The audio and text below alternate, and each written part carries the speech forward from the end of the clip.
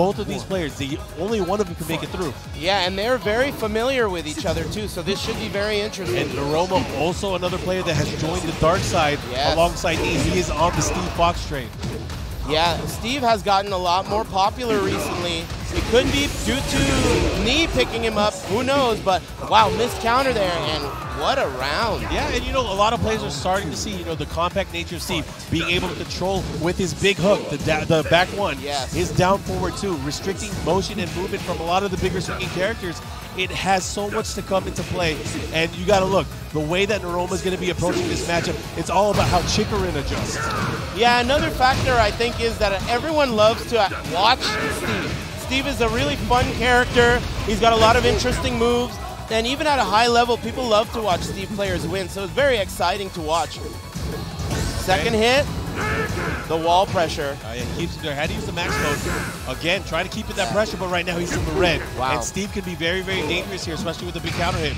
That's going to punish. It's fast enough. Oh, very nice. It is fast enough. The fastest rage art in the game, able to close it out, and look at that. Let's see how much life we're left with. One more mix-up.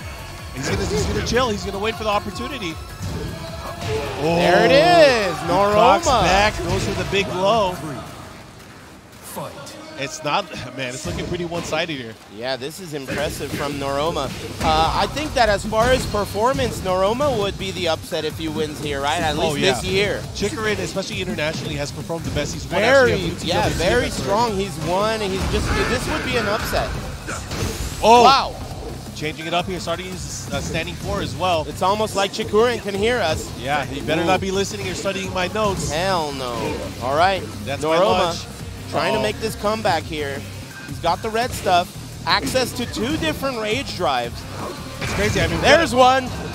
And that's probably one of the craziest rage drives in the game, too. Yeah, very good. You know, Noroma, when he started off, he was traditionally a jack player, right? Yeah. So now shifting over to a quicker, more nimble character, it's completely opening up his play style.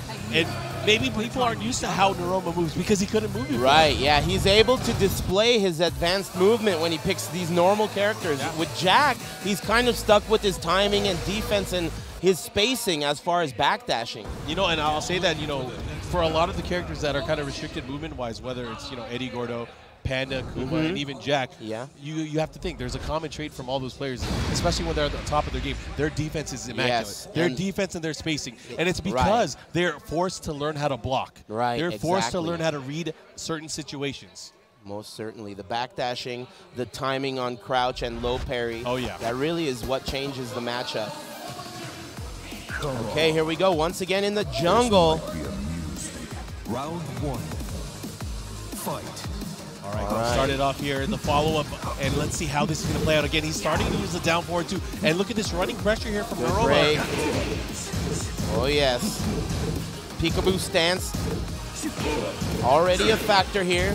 Wow, such staggered gameplay from Noroma. Really interesting.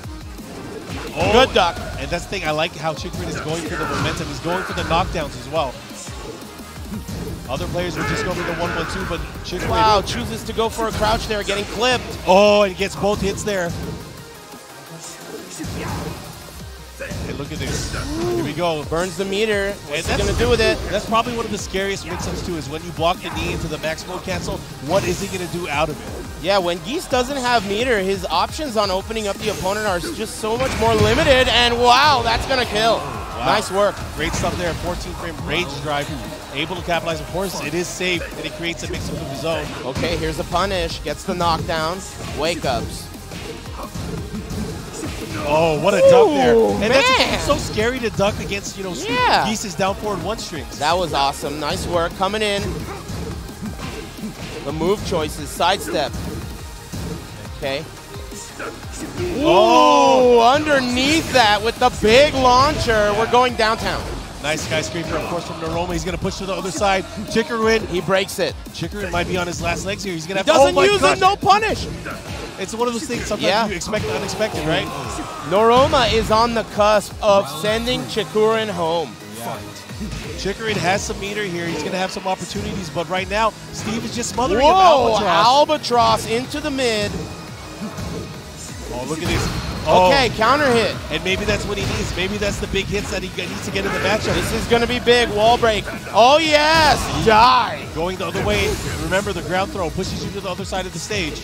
Okay, he's got the red stuff. Once again, Rage Drive is a huge factor here. And as I mentioned it, we're going to get the wall, and this could be enough. Oh, that is going to definitely be enough. Noroma defeating Chikurin in a decisive 2-0. It's all about the clutch. Wow. He had 2 big rage drives at the end when he was about to die, and that just kind of sealed the deal, especially when you're near the walls.